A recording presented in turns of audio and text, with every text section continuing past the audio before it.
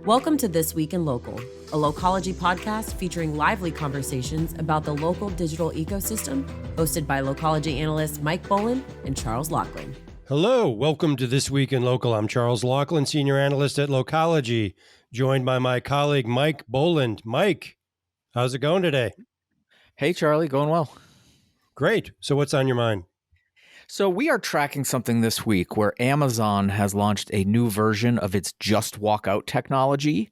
And this is its technologies that lets retailers essentially achieve cashierless stores. So a lot of people know this as sort of Amazon Go stores, which were largely misunderstood as some sort of end game. Really, like we detected them earlier as sort of proof of concept for what Amazon really wants to do here, which is to sort of what we're calling, it's sort of a made up term we've made, is retail as a service, is providing sort of Amazon style logistics and all that kind of stuff to retailers to help them just sort of streamline their operations. So anyway, I'll get back to that in terms of the broader goal. But anyway, looking just at the Just Walk Out technology, which is one of the pieces of that puzzle. It formerly used these sort of ceiling mounted cameras and shelf sensors so that, they know when someone took something off the shelf, and then that fed into the sort of algorithmic way of telling that they, walked out of the store with it and sidestepped the traditional bottleneck of a checkout aisle. That's the whole point. That's the just walk out part. So anyway, this whole just walk out promise was enabled by this like series of technologies. Again, ceiling mounted cameras, shelf sensors, all sort of came together.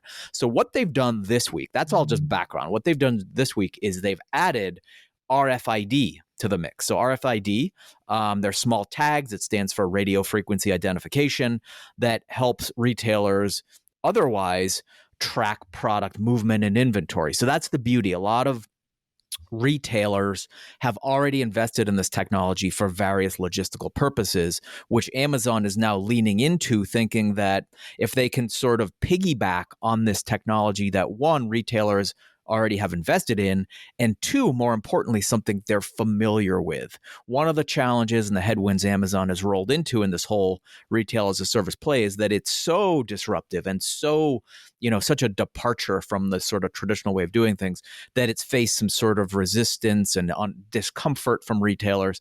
So this sort of like infuses a bit of old school dynamics back into the mix. And could serve as sort of a bridge or like training. Think of it as training wheels for retailers to sort of get comfortable with this thing. So the way that works basically is that, there are tags on the products. And the tags, again, indicate location and things like inertial movement. So it can tell, or the system can tell, when something's been pulled off the shelf, put in your cart. Perhaps it was left in the dressing room. But more importantly, it can tell when it walks out of the store, which brings in the whole, again, just walk out sort of value proposition. So it's infusing just this new technology. We'll see where it goes. What it's done so far is it's sort of tested this. It's partnering with Avery Dennison to do the RFID tags, and it's already tested it in its hometown of Seattle. We all know Amazon's based in Seattle, at Climate Pledge Arena, which is where the Seattle Kraken ice hockey team plays. It did a lot of tests there. It also has previously brought the just walk out technology prior to this RFID thing. It was resident in Lumen Field, which is where the Seahawks play, in the sort of in-stadium pro shop where you go in and, you buy your Marshawn Lynch jersey or your Russell Wilson jersey or, whatever. And then, that's where it's sort of tested it so far. And there it's seen a 60% increase in customer throughput. Again, that's one of the things. It's sort of that retail streamlining in and out of the store, 2x boost in total transactions per game. And, again, it's just expedited transactions. So it's sort of been, again, like slow to gain wide-scale traction. So we'll see what this RFID thing does. Panning back just for perspective, there are about 70 Amazon-owned stores that now apply this technology, and then 85 third-party resellers, including some of those like in-stadium sort of context I mentioned. And so far, vertically speaking, it's mostly been like airport convenience stores. I think Hudson News had a deal with Amazon to pilot this. And then again, sports and entertainment venues. So what we're really looking for here is to see this sort of break out of those verticals, get more into like clothing and apparel and other things. So we've been watching this for a while. We've been surprised at how slow it's gone. But again, I think that has a lot to do with the sort of revolutionary nature of the value proposition. And retailers just need some time to sort of acclimate to the idea and integrate it. But a lot more to say on, again, Amazon's sort of broader play here with the retail as a service and sort of the diversification move there. But I'll pause there for your reactions, Charlie, and we can go from there. Well, my first reaction is when they take the Russell Wilson jersey, do they walk out and they say, oh, no, just keep it? Yeah, so the payments is definitely a key part. So the way this works is a few different modalities there. One is it's also integrated another piece of this retail as a service play, which is Amazon One, which is the palm scanner that you scan on your way in and out of the stores. That validates you as a sort of shopper, and that's tied to your Amazon Prime account so that they can easily onboard people. The other way it's done is through there's just in some cases just like a little sort of tap to pay type of thing as you walk out of the store. So it's not totally seamless and frictionless. There aren't checkout aisles like in a traditional sense, but there is like the system knows what's in your bag. But yeah, you still have to like on your way out just give a quick flick of your credit card to the little tap thing, and it says, "Okay, here's your receipt, good to go." So there are a few ways they've been doing it. It's a qualified just walkout. Yeah, exactly. Okay, all right. So is the end game pure just walkout? Like they read that? I think we talked about this once before. I made reference to this vague memory of a commercial about this, where an actor, just it sort of looked like he was shoplifting, and then the end, oh, sir, you forgot your receipt or something like that. Yeah. And that was like pure just walkout. I mean, he was like shoving it in a trench coat, and that's the end game, right? So how far away are we from is it the end game, and how far away are we from it? Well, that's one piece of the end game. Yeah, just the pure just walkout, but also just sort of these little sort of logistical efficiencies throughout the stores where Amazon One goes, and it wants to demonstrate to retailers sort of those figures I cited in its pilot, where we can boost your customer throughput by 60% or give you higher revenues just based simply on the fact that there are no bottlenecks in the store. It just sort of creates this even flow of traffic throughout the store. People aren't waiting in any given places. And from that, Amazon's end game is if it can talk enough retailers into that selling proposition, it basically has a SaaS-based model in terms of selling this software to the stores, and in a way that hopefully has a positive ROI for the store or for the chain. And then Amazon therefore positions itself as a auxiliary secondary revenue stream, as being this sort of technology provider for retail tech. And the reason why we think that's the case is two things. One is we talk about this a lot, Charlie. It's just the sort of standard revenue diversification as a core revenue stream matures. In Amazon's case, that's e-commerce. So they're just looking for other ways to continue their revenue growth by going into other big areas. And then number two, this follows the model of what and the playbook of what they've already done, which is AWS. AWS spun out as one of the most successful tech products of the last decade. And they want to do that, or a small version of it, in terms of being an enabler and a provider to bring the retailers of the world up to speed on the logistical and digital technologies they could be using to just sort of boost this is just good old fashioned yield optimization is what it is, but in a fancier package. That's sort of what's going for. Yeah.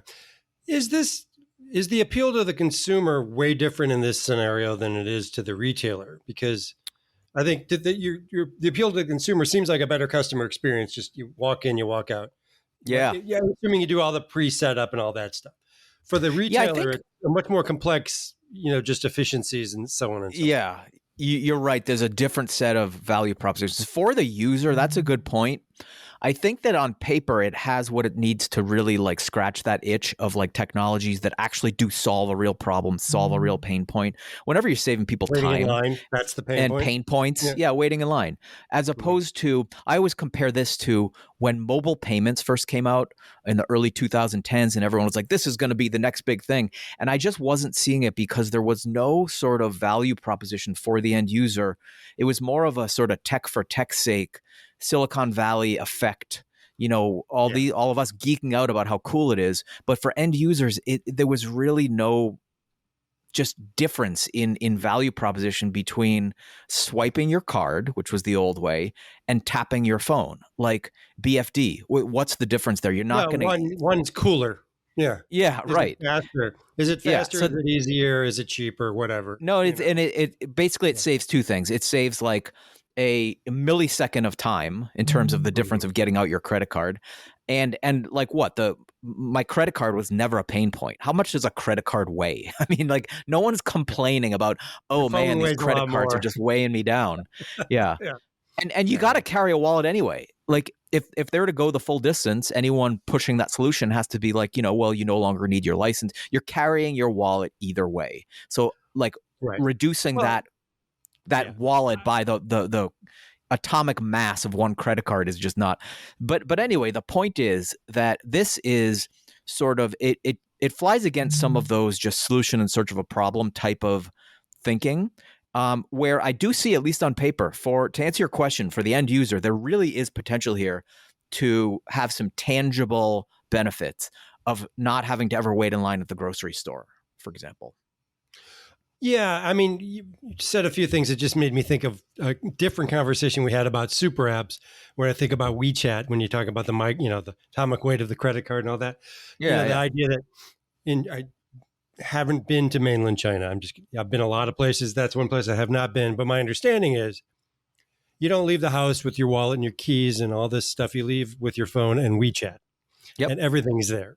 Your phone, every form of identification, every form of payment, etc., is all right there. We're probably not going to get to that point. We've talked about super apps again. But this feels like it's kind of pointing in the direction of, how do we consolidate more of these things that require different either devices or objects or behaviors into one thing. And so it's sort of pushing in that direction in some sense. It is. Yeah. So it feels like something that sooner or later we're going to feel that it's a very normal behavior to walk into a store, fill up a bag, maybe because they ban bags everywhere by this point. You fill up a bag that you bring into the store and you just leave with it, and something registers it all. I think, and that clearly what Amazon sees happening at some point, and they're building the infrastructure for it now. They've built it, right?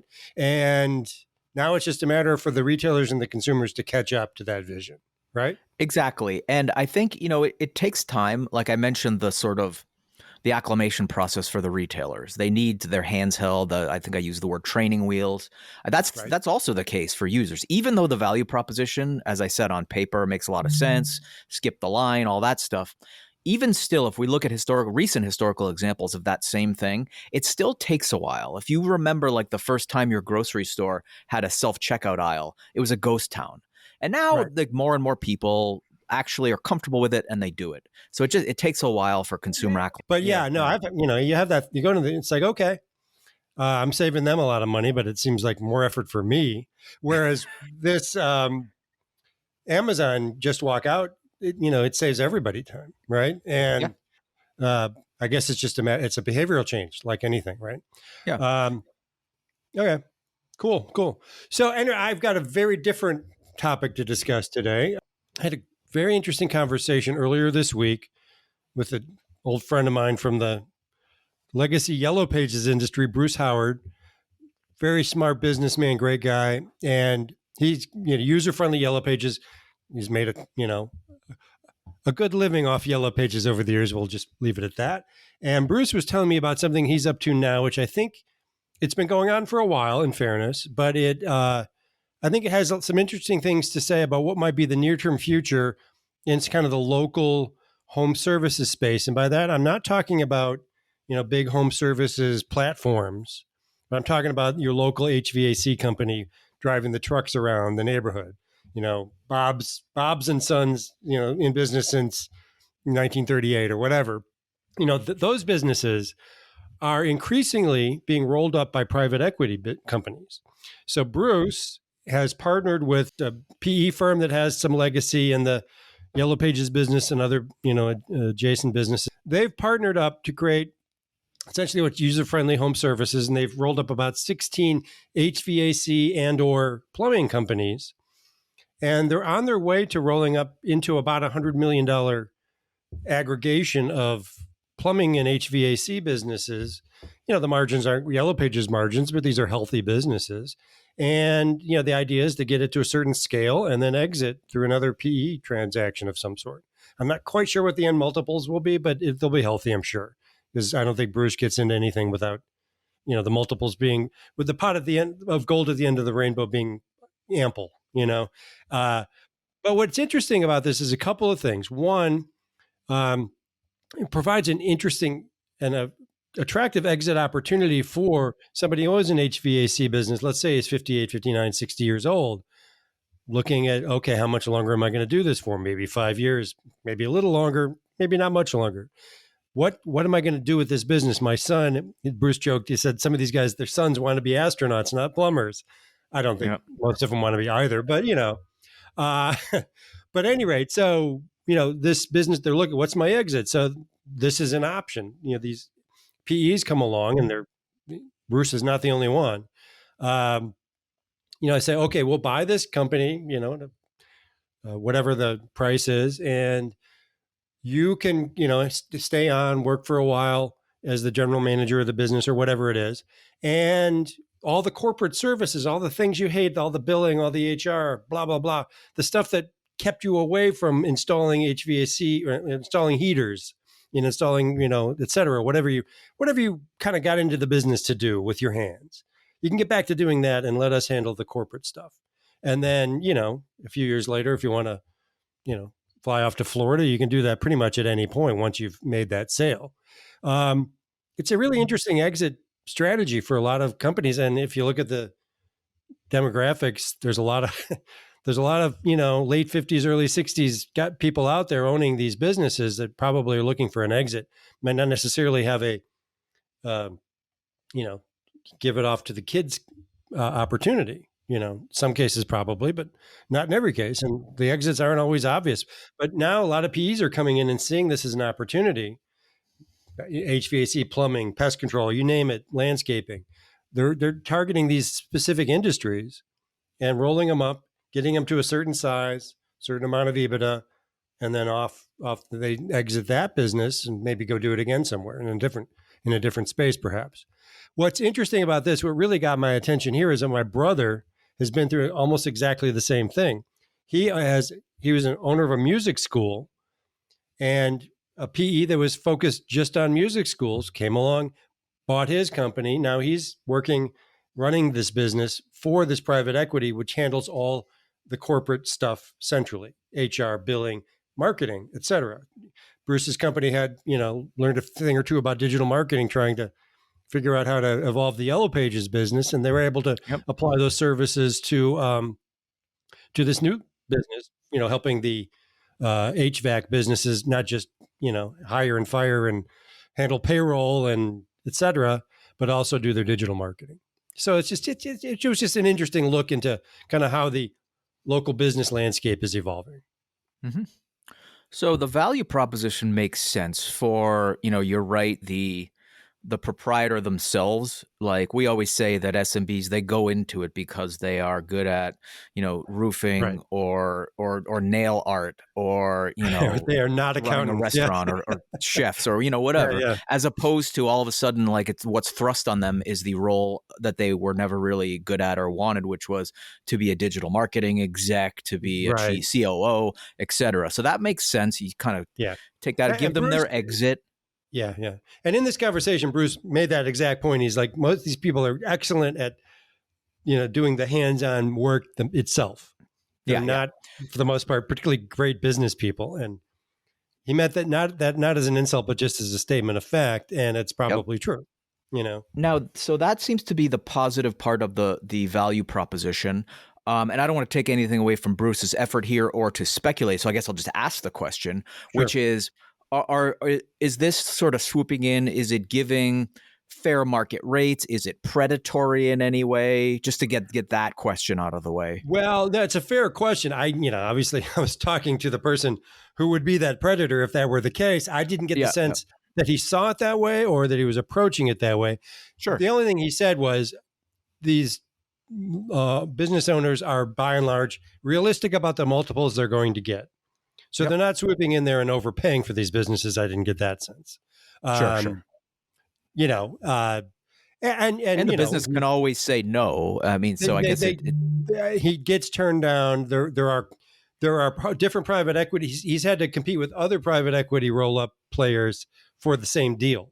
So there is. I mean, these aren't hostile takeovers. It seems. So no, people can say no, and they can play offers against each other in some cases. So I'm of the sense that people are getting a fair deal. Call the proprietor's wife. That would be a hostile takeover. I get the sense that he, the other thing I will say is that he has spent many, many years selling Yellow Pages to the same people he's now buying their businesses, Yep. And so these are, the thing he said is the relationships are the secret sauce in his particular group in approaching these home services businesses, in the sense that, okay, I've been selling Bob's HVAC company Yellow Pages for years. We've known each other for years. He trusts me. I know him. He picks up the phone because I call because he trusts me. I think that, that's kind of the environment that this is happening in. So generally, he's not calling up people he's never met and saying, I'd like to buy your business. He's calling up people he's known for years and saying, I'd like to buy your business. No, it's a smart play. I also like that. I guess what we didn't talk about, but one of the end games here is that the sort of economies of scale will be able to reach, operationally speaking, where you sort of throw all the marketing, all the operations, all of the supply chain, bulk ordering, all of that into sort of one bucket, as opposed to all these disparate businesses. I think that's the whole idea. Why 16 companies together are much better than 16 independent businesses all doing the same centralized office services themselves. Negotiating leverage for supplies, all kinds of stuff. Now, in addition to that, I'm not sure if you gained this from the discussion, but from a branding perspective, does it create sort of one national brand pursuant to gaining a sort of, brand equity and trust to the consumer, sort of like an Aspen Dental sort of deal? That could be the play, but after I hung up with him, I went and Googled all the names of the companies he had mentioned during the conversation. Don't have to get into those here, but sure. I looked at, they all still had their own websites, they still had their own branding, but down at the bottom it was powered by user-friendly media. It's a powered by play, We see that a lot in acquisitions and software and other things too. Yeah. It reminds me of what Slice is doing in the pizza vertical. They go in, they say, let us be the operating system for your pizza shop. And all those things we mentioned, collectively, bulk ordering, negotiating leverage, taking the logistics and computer systems and reservation systems off that pizza owner's hands. It sounds like that in some ways, at least, which is really smart. Not unlike it, except with Slice, it's a software relationship, right? It's more, whereas that's true. They haven't bought these companies. That's right. So true. it's not a acquisition. That's a big difference. Vendor. But otherwise, in terms of the sort of the approach, the thought process of what we're taking off your hands, what we're allowing you to spend more time making pizzas as opposed to once you all that stuff. Once you roll up and own those businesses, you don't have to worry about like SaaS churn, right? Because you're not their vendor. You own the company. And this is kind of a unique angle. I mean, in Bruce's case, he owns a Yellow Pages business. We don't have to go into a long conversation about what's happened to that industry. We all know. He still publishes these books, but he's been winding a few down. As we were talking, he was talking about a few books that he was looking at winding down. But he said one of his motivations in doing this is, I want to save as many jobs as I can in his own organization. And one of the ways to do that is to have your corporate staff basically take what they've been doing for the directory business, but then start doing it for these PE roll-ups, at least extends the life of some of his, I'm sure, very long-standing and loyal employees, and that was also part of his motivation. I mean, obviously the big motivation is let's chase this big earning opportunity, and he's not shy about admitting that, nor should he be. But there was a secondary motivation of giving some of his team on his legacy business something to do, productively, So anyway, I thought it was just a very interesting conversation. What was kind of funny about it is he said, when I first thought about this, I was going to do dentists, and then the pandemic hit, and it's like, this doesn't seem like a particularly good, but he said he was walking around his neighborhood during the pandemic because everyone was going on walks, during COVID. He said he kept seeing vans in front of people's homes, for HVAC or construction or whatever it was. And he's like, that's where the opportunity is, That's what gave him the insight, which I thought was really fascinating. Even though he's been working with these companies for years and years, the insight he got was that they were crushing it during the pandemic when he was thinking about, let's do a PE play of some sort like this, So anyway, that's the last point on that. Yeah. So Mike, who won the week? Sure. So I've been looking a lot at Snapchat or Snap and its Snapchat Plus subscription product. It's showing no signs of slowing down. Just this last week, it passed 5 million paid users. And the cool thing is that those sort of milestones are actually accelerating.